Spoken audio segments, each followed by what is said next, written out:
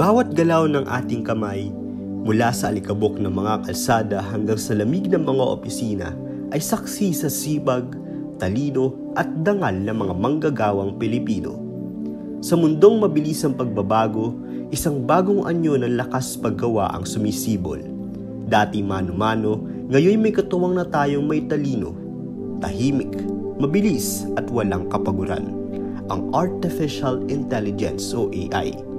Isa itong kapangyarihang kayang bumago ng takbo ng ating kabuhayan, hanap buhay at kinabukasan. Sa dokumentaryong ito, susundan natin ang mga kwento ng ilang manggagawang Pilipino na ginamit ang AI hindi bilang kalaban kundi bilang kakampi sa kanilang mga hanap buhay.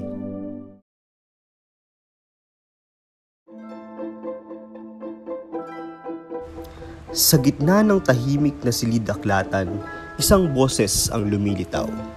Hindi upang tahimik na magbantay ng aklat, kundi upang yakapin ang pagbabago. Si Sir Jonathan, tagapamahala ng aklatan at isang propesor, ay hindi natakot sa pagdating ng AI. Bagkus, ginamit niya ito bilang kaagapay sa edukasyon. Okay. Good afternoon. I'm Jonathan Cruz, the OIC of this university library, and at the same time a full-time faculty in CICT and College of Education, handling library science and BE Ed program. Yung AI kasi malaking tulong yan.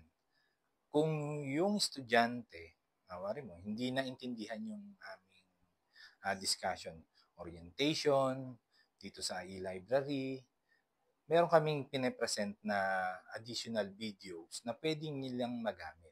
It helps you to teach and make the student easy to understand what you're teaching. We need to explain, to teach, to educate our student na ano ba talaga yung AI. Hindi ito yung to cheat, but to make them creative. Ang librarian, the task that was given to us is to arrange materials inside the library. That is the number one task. Sa akin never siguro magkakaroon ng substitute sa pagiging teacher, sa pagiging librarian. Hindi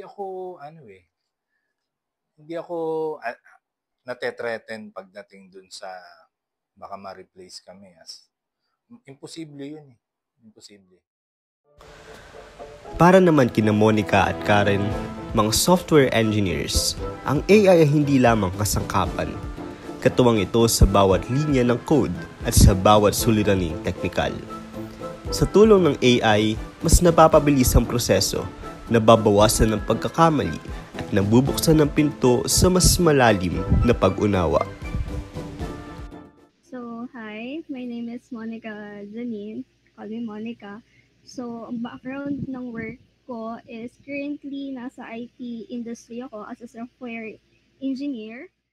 Hello, I'm Karen Joyce Valentino. I worked at Accenture as an associate software engineer for almost 2 years. So, almost every day naman sa work namin ay involve yung using ng AI, whether it's for generating code, debugging issues, or even writing documentation. Part na talaga siya ng workflow namin. Nung una, parang skeptical na kasi parang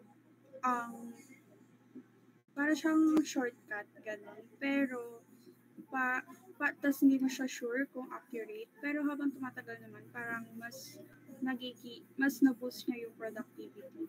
And, ayun, mas maganda siya. As time goes by, feel namin na powerful siya and efficient talaga siya sa work namin. Tapos, it makes problem solving na mas mapabilis and mas accessible, especially when facing real-world challenges na hindi naman natuturo sa school. Merong mga tasks na magte-take talaga ng time without the use of AI. For instance, writing complex queries and debugging unfamiliar issues. Well, possible naman na, yun nga, possible siya na magawa without AI, pero masyadong mahaba yung process and magte-take siya ng so much time. Maganda na mas naging productive kasi nga, ayun nga, hindi siya time consuming kasi kung may mga need ka or na gawin, pwede mo siyang itanong, ganyan, tapos magbibigay ng suggestions, pwede mong i-implement agad yon, pero dapat mo i-double check. I don't think kasi parang negative siya sa way na sa code generation kasi nga mas parang nakaka-help siya. Yung siguro dun lang sa minsan siya, parang hindi siya ganun ka-accurate, kaya magkakaroon ka din syempre ng parang mali, ganyan. Kaya kailangan mas maganda na alam mo yung ginagawa.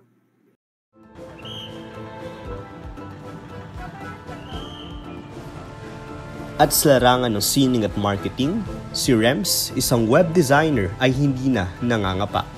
Sa AI, mas mabilis na ang paglikha ng mga disenyo at mas malawak ang abot ng imahinasyon. Ginagamit niya ito hindi para palitan ng sining, kundi para linangin ito. I am Rems Castro. I am a website designer. Primarily, ang work ko is to design websites for companies in Australia, UK, New Zealand, and Canada. With AI, doing the chunk of difficulty, mas madali para sa amin na mag-link yung gusto ng client tsaka yung proposal ko. So ganun siya. At least sa context ko as a web designer. Kasi kung ano yung ilabas ng AI, pwede na namin siya magamit after, syempre, furnishing or refining. Unlike sa traditional, although natanong ko yung iba kong mga colleagues about it, they say na it is very useful sa start ng process nila of drafting. Pero hindi nila siya ginagamit as is. Kumbaga, visualizer lang siya. Visualizer. Kung meron silang idea, nasa utak na nila, kailangan lang nilang makita kung babagay ba to, gano'n. Ngayon, sabi ng client, ito ang gusto ko style. Ganito yung gusto kong maging kalabasan. Ang ginawa ko na is, ganyan na yung translation. So, similar siya, pero hindi siya as is. Very convenient, pero it lacks quality. Tsaka minsan, may mga technical errors pa rin yung AI. Like, I remember may isang image dito. Wait. Ito. Itong particular image, AI generated siya. Pero nung lumabas siya sa generator, 6 yung daliri dito. So, doon ako papasok sa manual editing na. Kasi sa ngayon, sa estado ng AI ngayon, hindi ko alam kasi sobrang complicated ng kamay, hindi kayang i-train ng machine. Kaya kailangan pa rin ng human people to do that. Mula sa bawat kwento, iisa ang tinig. Ang AI sa tamang gamit at pag-intindi ay tulay patungo sa mas epesyenteng paggawa, mas malawak na oportunidad at higit na pag-unlad sa propesyon.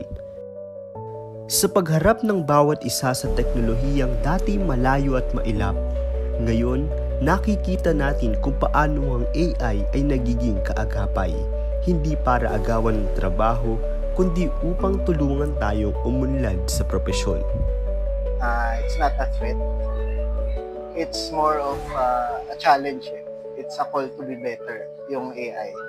Nakakabobo siya to the point na kakalimutan mo yung manual skills. Pag gamit ka ng AI.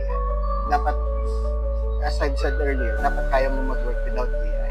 And with AI, hindi ka dapat nakarely sa kanya.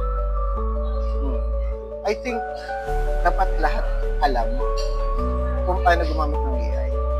Kasi sobrang powerful ng AI. Sabi nga ni Spider-Man, with much power comes greater responsibility. Magkakaiba man ng propesyon, iisa ang paniniwala. Sa mundong may AI, may puwang pa rin ng tao. Basta't sama-sama tayong matututo, magbabago at susulong. Habang patuloy ang pagsulong ng teknolohiya, isang bagay ang malinaw. Nasa ating mga kamay kung paano natin gagamitin ng AI bilang kasangkapan ng kaunlaran o dahilan ng pagkakawatak ng kabuhayan. Sa mundo ng makinarya at talino ng makina, nasa tao pa rin ang direksyon at pag-asa.